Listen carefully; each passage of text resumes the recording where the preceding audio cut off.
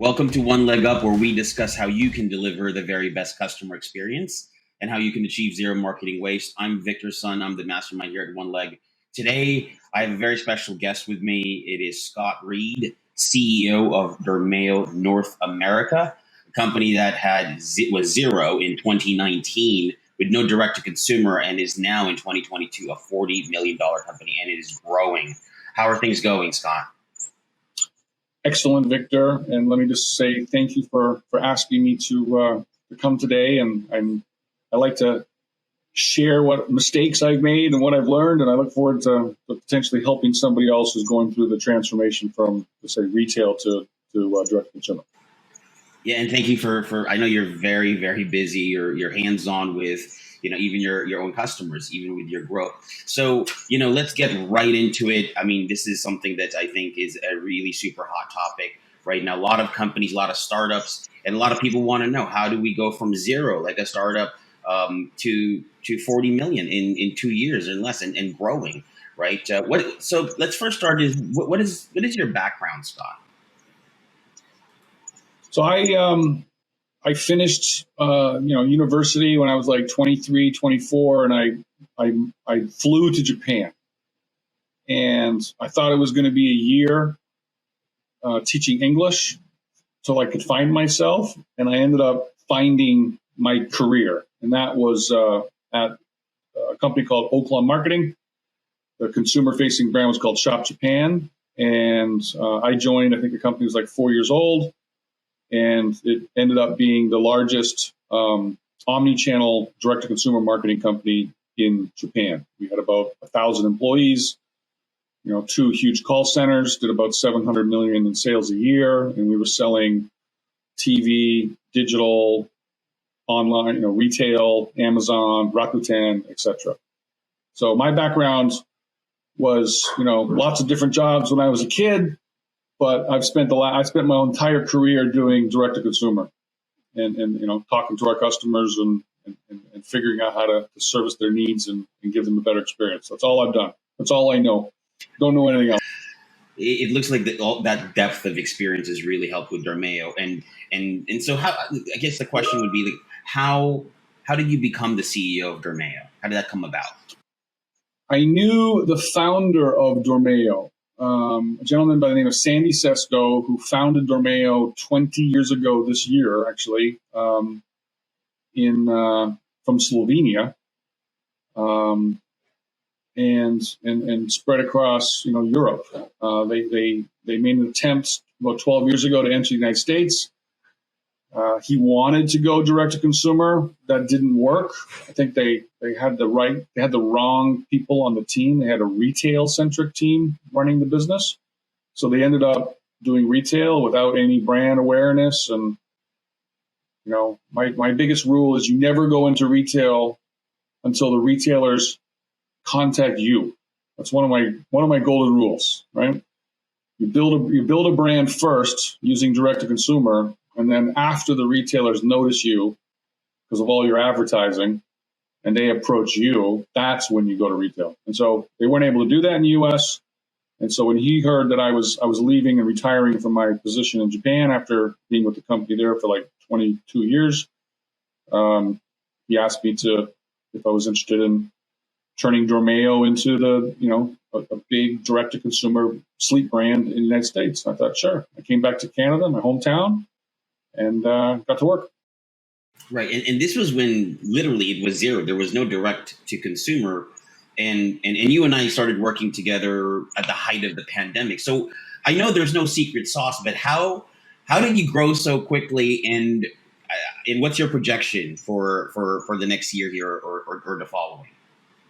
Okay, so the secret sauce, there is one ingredient that's really important. So what I do, I can't do with a letter opener. I can't do with a coffee mug.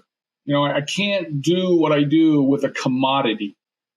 And so the reason I was excited about joining Dormeo is because after 24 years of seeing and understanding what works, like what can work, it was Dormeo's USP. And USP is unique sales point. right? That differentiated the Dormeo product from any other product out there in the category. So I saw that it could be disruptive in a category that hadn't been disrupted for a long time, right? So we're talking memory, foam toppers, right? And mattresses. And mattresses, there's been some disruption. You got Bed in a Box from Casper, and you got Purple's new technology, but I looked at it and I said, okay, let's go with the topper, because no one's differentiated the topper. It's a slow, boring subcategory. It's pieces of foam, So this OctaSpring technology that Dormeo had, that was patented. I knew I could protect it, because that's another part. You have a unique sales point that's patented. Then you can do what I do. You know what I mean? You can tell a story of why this unique point can make your life better. So that is the secret. And then you're asking me, how do we grow? The other secret sauce is start small. We literally started with $100 a day of media on Facebook. I thought that was too much. I wanted to get down to 50. You know what I mean? So we were bootstrapped, and we weren't one of these VC juiced up, companies that had $400 million in cash to go blow on non-performing ads. And you can see those companies who they are, because their ads are terrible. They don't need their ads to work. Anyway, we started very small using Facebook, and at $100 a day, and we tested multiple creatives, and we learned very quickly what worked and what didn't work, and we learned what people wanted and what they didn't want and what questions they had. And so we go into this cycle of every question. Okay, let's get that on the website. Okay, that's what people want. Okay, let's get that into the ad. And that's when I was the customer service agent. It was only one. And then I couldn't handle it after a couple of days, so I grabbed everybody else in the company and said, "You are now customer service agents." I remember you asked me. I wasn't into it as much as you were, but there were evenings where we were going back and forth, and you were literally there. Hey, Vic, this customer responded. Yeah, it was literally 20 hours a day of working with the customers, and then you'd wake up at 3:00 in the morning, run downstairs to check the comments on Facebook and make sure that they were being answered quickly, So, how did we grow? We had a unique sales point to talk about. That's key. Okay. Can't do this with selling paper, B, we started small, low risk. Facebook, wonderful place to start small. Very low creative investment required. Very low medium, $100. If you can start a business with $100 a day. And then 3, really close to the customer, because that's the nice thing about direct to consumer. Every piece of information about the consumer was right here, right? You could see the Shopify stats come in. You could see the orders come in. You could see the ads, what the comments were. Everything was in my pocket. And with COVID, I had nothing else to do than sit on my couch and constantly watch the business on my phone and talk to customers. So learning from the customer, the voice of customer, and then improving the creative, improving the offer, improving the website. That's. It really seems like you that's how your business grew. It was all online, digital, direct to consumer. And you talked about the third element, which is being really close to the customer. What's some of your guiding principles? I know there's this very Asian, Japanese, philosophy, and maybe you could talk about some of those and how that's helped you grow the business. Yeah, I literally spent half my life in Japan, so I'm half Japanese, not genetically, but culturally. And we Japanese believe that the customer is God. That's what we say. Okyaku-sama, kami-sama, right? The customer is God. And that there's something called omotenashi, which can be translated into Japanese hospitality, knowing what the customer wants before they even want it, It's that hospitality that you get. If you've ever been to Japan, you'll feel it. Okay. If you've ever been to a Japanese department store, when it's opening or closing, you'll feel it. The way things are presented, the packaging. So that was all normal to me. That you treated the customer well, that you solved any problem the customer had, that you answered your customers' emails within minutes. If a customer had a question, you responded to them within, 45 seconds. That was just normal, And the nice thing about coming back and doing business in North America was that the bar was really low of how to wow the customer, right? Like if you reply to a customer's email the same day in America, they're blown away because they're not expecting to get an email for like 3 or 4 days later. You know what I mean? But just the fact that you responded to them within 12 hours, that's impressive to them, So imagine what happens when we respond to emails within 3 minutes. They're just stunned. They think it's a robot, but it's humans. So the bar was very low. And so it was very easy to wow the customer. So, what's my guiding principle? You always want to wow your customer, right? You always want to exceed expectations, right? And then my other guiding principle is you never outsource the customer care or customer service department. Never. Like that's a key role. The people talking to your customers have to be passionate about your brand. They have to be passionate about your company. They got to care. And when you outsource, no matter how good, no matter what the outsourced company says, they're not going to be acting like your own people. You know what I mean? So you always keep in-house the customer contact point. Right now, inbound call centers, if you're doing direct response television, you just can't do it. It's impossible. So it's okay to outsource the inbound call centers like order taking, but customer care, customer service department, that's got to be in-house. That sounds like a really nice segue now into the tech and the marketing, which, we've worked on that since 2020 with you. And how did it start in your technology and marketing situation? And how is that now going? So, when I was in Japan, it was a big company and I wasn't the guy in charge of IT. That wasn't my strength to be dealing with Japanese IT vendors. We were S&P and IBM systems. And, I think one time we had like 150 IBM employees in our office for 6 months when we launched a $20 million system, So I knew how much IT costs, like big systems. I remember running our e-commerce department. Like I knew what the Japan's e-commerce website cost. And I remember spending $200,000 to connect Amazon Pay to our website.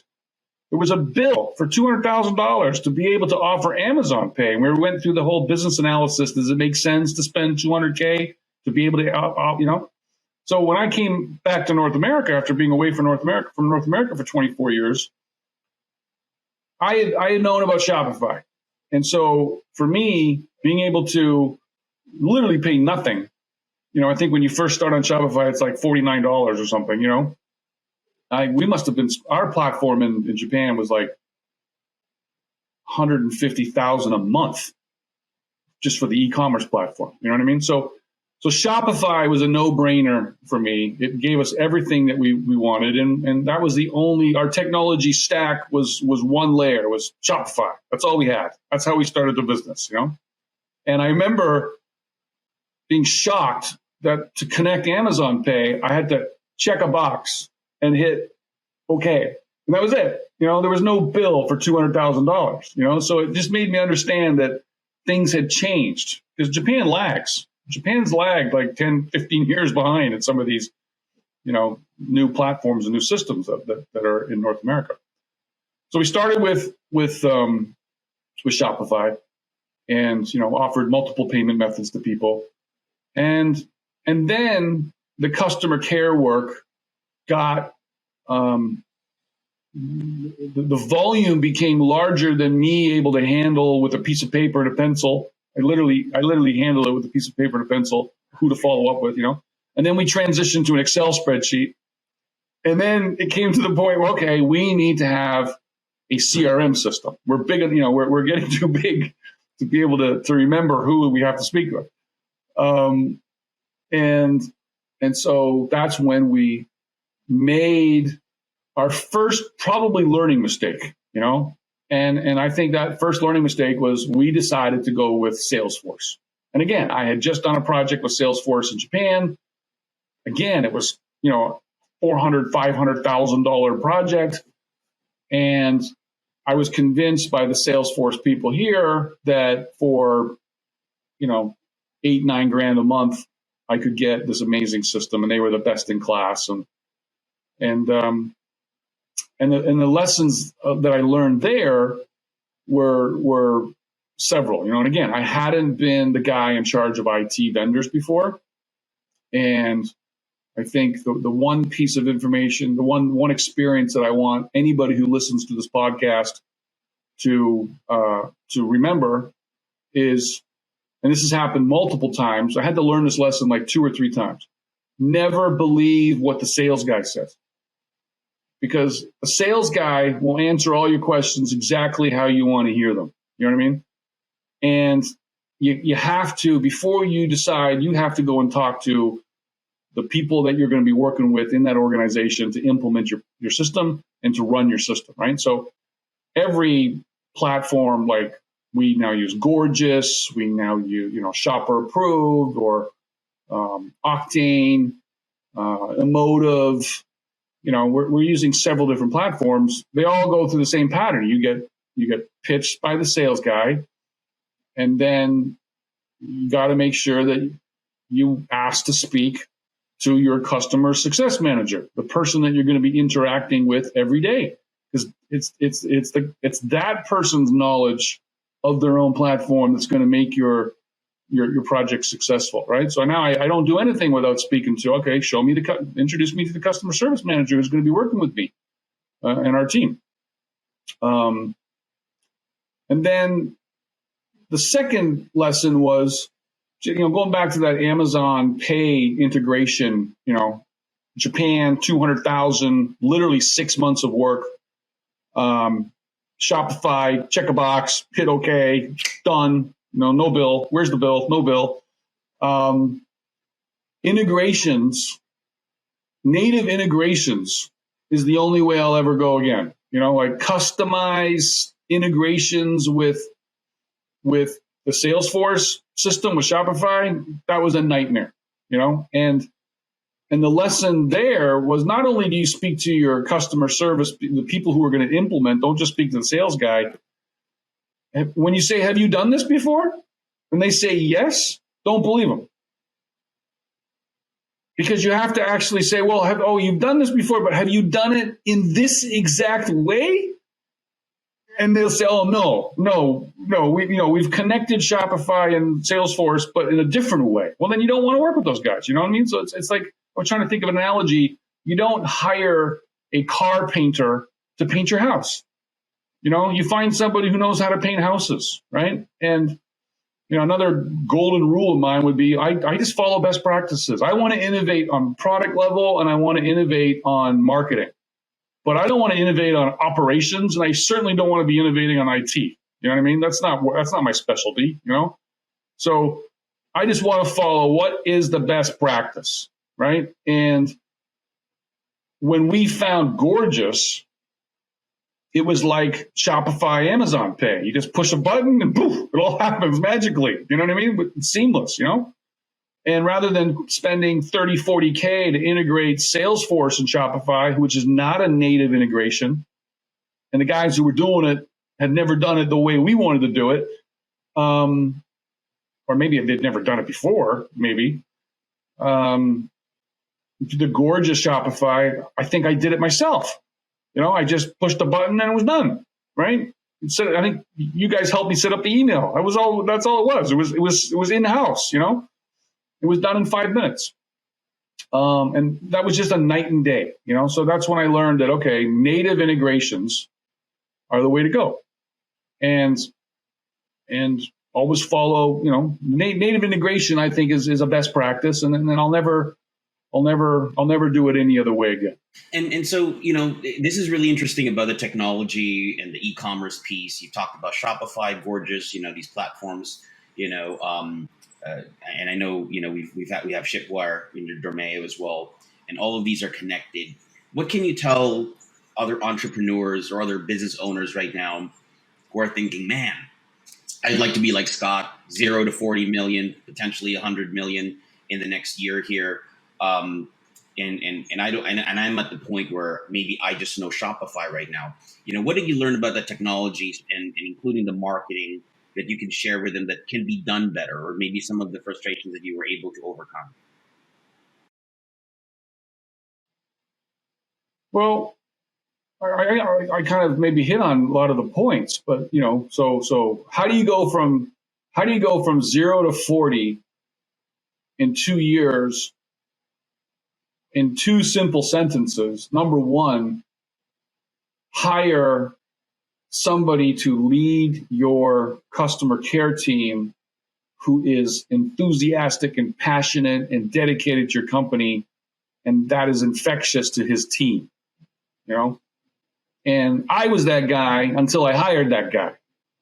And then he carried on, this infectious passion to his team. And if you don't have an awesome, passionate customer care team, then we might have gone 0 to 15 million. You know what I mean? Because direct to consumer, it's all about the voice of the customer, not just to us to learn how to market better, but it's the voice of customer to other customers, right? And you can literally watch, we all talk about word of mouth marketing. You can literally watch it on Facebook happen. People will approach people who make comments and say, Barb, how do you like it after 4 months? And then Barb will go, oh, we still love it. And so, okay, great, thanks, I'll buy it. People are talking to each other. That's what pure social media is. The reviews on Amazon, the reviews on Junip that we use, that's what sells the product. And so you need to make sure your customers are happy. They're getting their refunds. They're getting their product quickly. Their questions are answered. Go look at our BBB, Better Business Bureau. 0 complaints. Go look at any other sleep brand. Hundreds of complaints. And I just have to think that that's because we're running Japanese style and they're running U.S. style. That's the only, you know what I mean? Like they don't think it's important to treat your customer like God. And then number 2, on the technology platform, take it slow. Don't make too fast of decisions, and look for the best practices. Look for the leaders in the space, and don't go too big. Like I think for us, Salesforce was too big for us. We're a small, medium company. We didn't need to be on an enterprise Fortune 500 platform that could do everything kind of good. Gorgeous was set up and fine-tuned to be for guys like us who were an e-commerce focused company using Shopify, and we're needed to communicate with people on Facebook and chat and text and email, and it was just beautiful. That's what it did. It did that really, really well, and that's all we needed. So it's fine, and it was a native integration that didn't cost any money and very rarely breaks. Custom integrations they fall apart every couple of weeks. You gotta fix them. So yeah, those are my 2 points. Treat the customer right, native integrations, and keep your tech stack simple. It's really interesting take. You've got you advocated for the right players in the team. And it sounds like you find the right people, the marketing, the technology, the customer care, and a lot of hard work. Because clearly that's always almost discounted in all of this.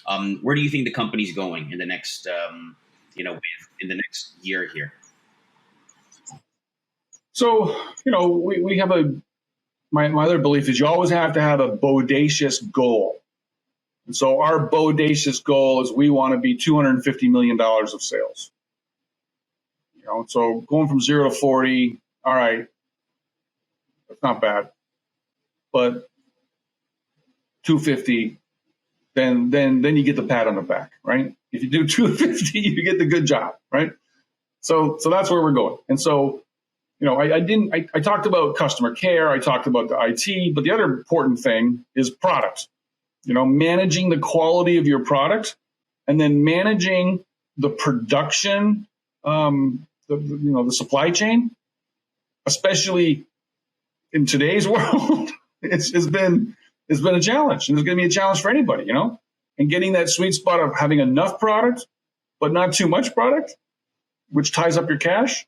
That's a huge challenge, right? And it's very hard to get perfect. And I'm kind of a little bit of a perfectionist, and so sometimes I'm always a little bit upset that we're not perfect here, right? We got too much or not enough of this size, and having not enough and not enough, having enough and not enough of 10 different sizes of something, that's even more, of a fun challenge.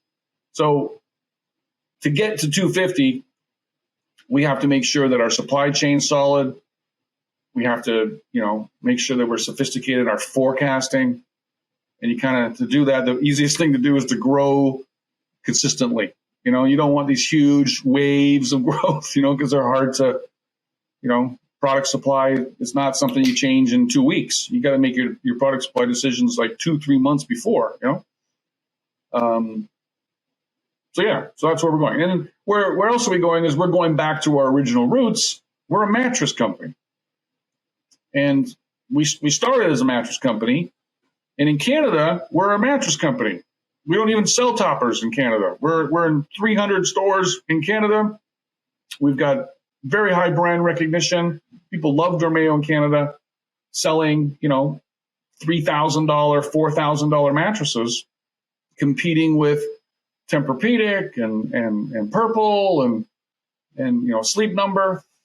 And so the U.S., the strategy was, it's a noisy space in the U.S. There's thousands of, hundreds of mattress brands. Cut through the noise using our topper, get our technology known, get our name known, and then pivot back into mattresses. So that's what we're working on this year. Well, that sounds really good. There's one last thing I wanted to talk to you about, and maybe share for the audience, this hot topic as well. And this started with the pandemic. You and I have worked together since 2020, and we've never really met in person, right? We work all this time. So this work from home, you built a company, from 0 to 40, it's going to go to 250 million. How do you do that with work from home and not have a physical, Dormeo North America has a physical office, address, but, you are pretty much everybody's virtual, right? Like work from home. How were you successful, and what's the advice you could give to other people who say, nah, I want everybody in an office. I want, the only way to grow is to be physically in the same space. To be honest, it's just come naturally. I haven't really had any challenges or issues, or I hadn't had to think about it, to be honest with you. I'm 50. So when I was 30 and I was a manager, and 35 and I was in Japan and people started talking about work at home, no way. You're not going to work your 8 hours. No way. How am I going to micromanage you? Right. I'm going to make sure you're doing your job correctly. So you have to just, you got to show people the vision of where your company's going, and you have to inspire them to all believe in that vision. So now everybody's going in the same direction. You don't need to be sitting in the same room to all go in the same direction, right? And then you have to constantly remind them of what that vision. We've been so busy, I don't think I've been doing a good job at that. We shared the vision, but we haven't been talking about it repeatedly, every quarter. But you do that every Friday with the team internally, right? You share the exactly. Share the customer, yeah. We keep the customer Everybody center of our business, that. right? I remember hearing somebody had a mannequin sitting in a chair in their boardroom, and the mannequin represented the customer, and that if you couldn't talk about something in the board meeting that you didn't mind the customer hearing, well, then you shouldn't be talking about it. Yeah. You know what I mean? Because that means you're doing something that's wrong for the customer. but yeah, so we're constantly sharing that the voice of the customer. We send it out to all of our vendors, and you get those, right? And then it's caught the weekly Zoom meeting with our team members. Everybody's together in the one place, and we go through our issues. We solve our issues, and we review our projects, and we look at our to-dos, and we're constantly just knocking off things that need to get done and prioritizing the priorities. I think that system I use came from something called EOS, Entrepreneurial Operating System. I can't remember the name of the book I read, but I highly recommend it. It's helped me a lot. So yeah, there's been no issue. Like Victor, you and I have been working together for 2 years, and OneLeg has done a great job helping us. I don't even remember if we have met or not in the real world.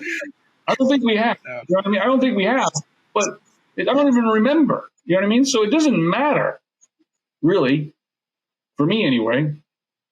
Now, I think that now the world's opening up. It'll be, there is value of sitting face to face to somebody and having dinner, and but it's not a major, important, critical piece. We've done perfectly fine. And I must say, on my internal knowledge, and I hope you don't mind me sharing, but your retention rate is like 90% in the team. It's like I see the same people. You're just adding new people in the team. So that's always been a problem with, or at least an issue with work from home. Some people say, "Oh, you're going to have a high turnover." Clearly, in your case, that is not an issue. No, I lose my temper sometimes with people. You can tell I'm front. You know what I mean? I'm not like Mr. Nice Guy all the time. I push people, but all I expect is results. I don't care. I hope they're working hard. The hour. I hope they're putting the hours in, but I'm not clocking anybody. I remember, when people join our company, they're very surprised when they ask me, "Scott, I have a dentist appointment tomorrow. Can I go to the dentist?" I'm like, "You don't need to ask me to go to the dentist. Go to the dentist." Everybody has to go to the dentist. And they were expecting to fill out some form and get 3 approval signatures on it. But no, I just expect results. I expect people to be available when I want to speak to them, and I'm a pretty considerate guy, so I don't go outside of business hours. But if you're not available for me at 2:00 in the afternoon, well, then you might have a problem.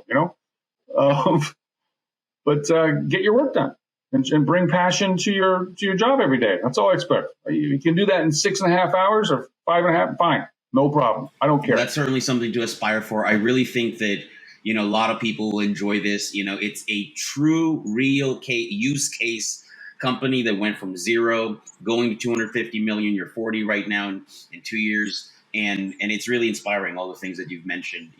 Thank you. And so that's it for us for today. We hope for the audience you've enjoyed our chat and learned a couple of things. As always, we here at OneLeg believe poor marketing pollutes the planet, and that business is full of tired, outdated, indistinct, unremarkable, and underperforming marketing. That really sucks. But what sucks even more is that many companies have forgotten the most important thing of all. That is the customer. We're on a mission on behalf of our clients' customers to change that. To learn more, go to Zero Marketing Waste, where you can subscribe to our blog and to this very podcast. You can also find us and follow us for looking for Mingo, the Flamingo, and OneLeg handle whenever you socialize online. Thank you again, Scott, and we'll see you in the next one.